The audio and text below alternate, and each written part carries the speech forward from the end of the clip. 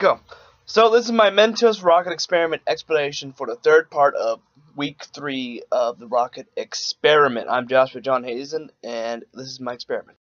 So basically what my hypothesis was. My hypothesis was if I throw a bottle more force, then it would travel farther horizontally. I will also be measuring how many feet the bottle flies in order to understand how far it went. Now, see, the problem with this was, for the control group, I just simply dropped it. That was really easy to control. It just simply dropped, it flew in one direction. Now, when I got into the problem was when I started throwing it with more force. Because then when I started throwing more force, it tended to land at weird angles. And it tended to be very hard to control. So it ended up hitting walls, street lamps, almost my window.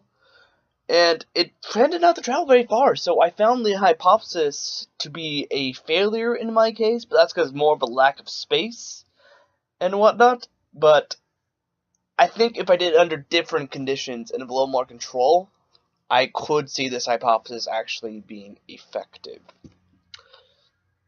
Now, the materials I used was a Diet Coke large bottle, Mentos, which has caused the chemical reaction which caused it to fly, and good old duct tape to be a little container that I would tape to the inside of the bottle so it would set off once it touched it.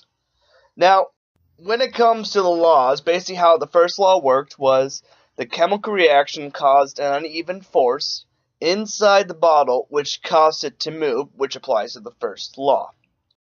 Now, when it came to the second law, the chemical reaction caused a greater force, which caused it to accelerate against gravity, which would have stopped from accelerating normally unless it had a greater force, which it did.